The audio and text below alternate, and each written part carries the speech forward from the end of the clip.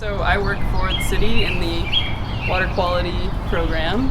I take care of the green infrastructure for the city, so vegetated plantings that deal with stormwater runoff. This is a new position, and basically a lot of maintenance was created the more green infrastructure that was built. So the green roofs, any kind of area that uses vegetation for that functional role of cleaning up stormwater, it's where I swoop in. I have a background in biology. I studied ecology and conservation. I ended up doing a lot with land management and habitat management, even though I used to think I wanted to be a field research scientist with animals. So that experience, like the horticultural experience combined with conservation, education, it kind of comes together in this green infrastructure work.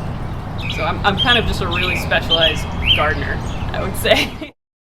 Hello, we are the CGLA Mustang Innovators, the robotics team. I'm Janelle Jones. I'm Frida Uimana. And I'm Carmen Gonzalez. There are three aspects in robotics, and it's electrical, mechanical, and programming. And all three help to create a robot and to make it run. I am part of the electrical, and pretty much I wire up this electrical board to make sure that each part of the robot gets electricity so the generator can move. I'm with Carmen. We are the electrical team. I was originally assigned to do programming, but during the process, I ended up doing everything as a whole. I was in the programming team, the electrical, and the mechanical aspects because I went around and helped each group. My name is Wynn Miller. I work for City of Chattanooga Water Quality Program. So what we're doing here is one of our capital improvement projects that benefits water quality. So all of the rainfall that falls on this roof, which is behind us, falls on the ground, falls on the parking lot, will come over the land and go into these three basins that are called bioretention basins. A bioretention basin is basically an area that catches water, lets it infiltrate into the ground through plants and the soil or media, and it removes pollutants and helps infiltrate as much as possible so that dirty stormwater doesn't go into our storm drains, which lead straight to the river. This project is about 2 years old now. So what you're seeing is before there was just kind of a parking lot that was old and needed some improvements. So they went in to redo the parking lot and just decided to go ahead and turn it into a stormwater device as well. So they improved the traffic flow. They were having some traffic issues, and it also gave water quality as opposed to just quantity. So a detention pond or something like that would just capture the water, catch it, and control flooding by managing the quantity of the water. But with this, we're actually we're managing for the quality of the water too, so we're capturing those pollutants. My favorite part about robotics is building, because I also want to be like a civil engineer. So I guess that's how I can kind of relate it to it, kind of. Doing the building part is my favorite. Spending a lot of time in robotics, I realize it's like kind of like the same concept. I like doing hands-on stuff. I don't really like programming, but building is a lot of fun because you are able to work with your teammates and get things done. I like the idea she said about hands-on. I was on the electrical side of the team, and so I really just liked how all the wires connected and went along and just made this light bulb go, and then that was just the best thing ever. Kind of made me see like the things I could do, because I feel like I was limited to only do a couple of things. Then I joined the robotics team and learned a lot and felt like, I can do this for a living. I actually have considered becoming an electrical engineer. It's something I really like to do. As both of them said, it's hands-on. Yeah, we end up kind of helping everything. each other out, because maybe one day we don't have to really focus on the board. We had to focus on fixing something or finishing a frame. Mm-hmm. It was my third year this year at robotics. Our school has partnered with different schools for the last 2 years. And there I did feel limited because the people we partner were mostly guys. They didn't really trust it. They didn't have 100% trust. They didn't really thought that we had skills.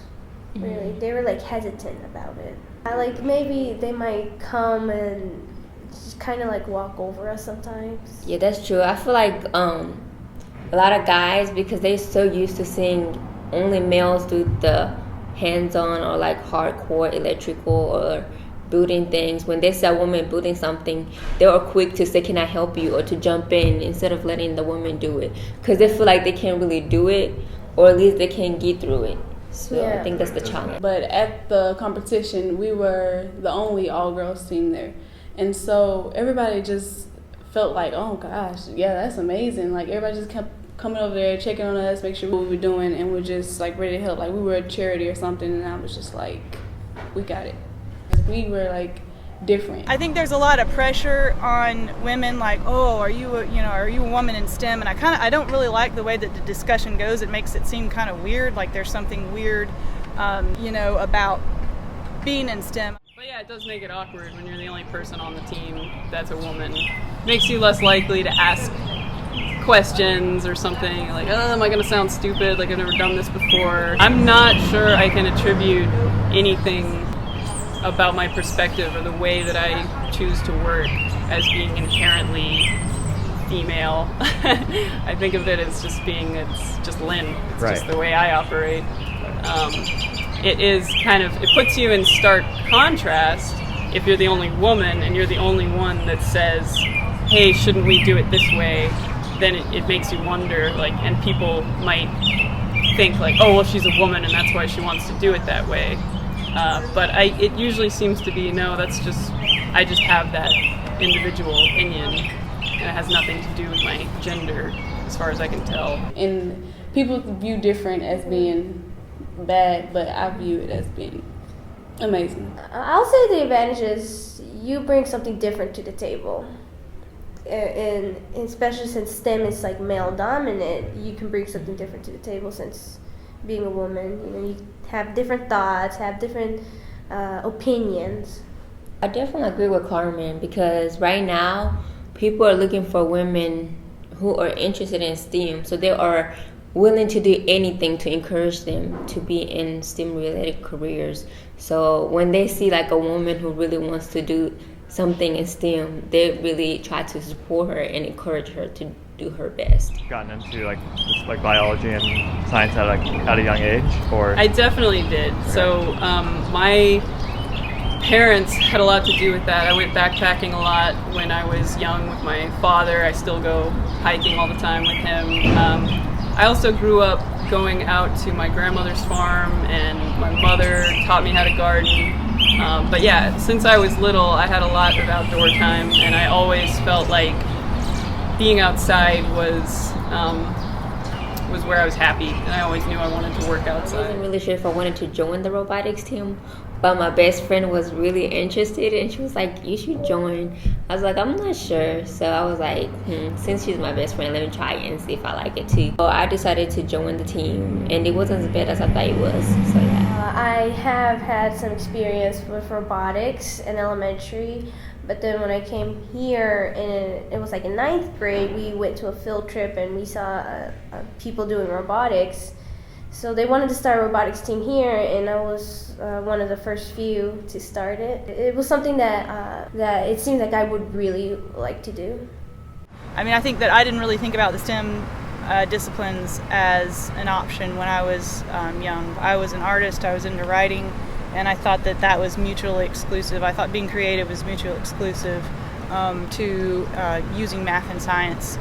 And I wasn't good at math or science. I failed multiple math and science classes, and so I didn't actually get into STEM per se until when I was in my 20s. Because I was, kind of encouraged in being creative in my youth, I thought that meant that if you're creative and want to do art, that you don't want to be a scientist, that you can't be a scientist or something like that. And that's actually not the case whatsoever. Out in the working world, I didn't know that my job existed, when I was younger. But I just kind of pursued what I enjoyed, and I wound up, it was kind of an indirect path, and it's taken me perhaps a little bit longer, but I couldn't be happier with what I do. I feel like, every day I'm learning something new, and it's a lot of challenges, and I feel like I get to make an impact, and I just have an awesome job. Seeing women or girls doing STEM things, and it kind of influences other females, because I wouldn't have joined robotics if I only saw boys doing it. but seeing all my friends joining it and being interested in it, I joined. My best friend was able to convince me to be in it, but what made me stay in the team was that I wanted to show people that women can be in robotics, and I wanted to help the team prove that to the world.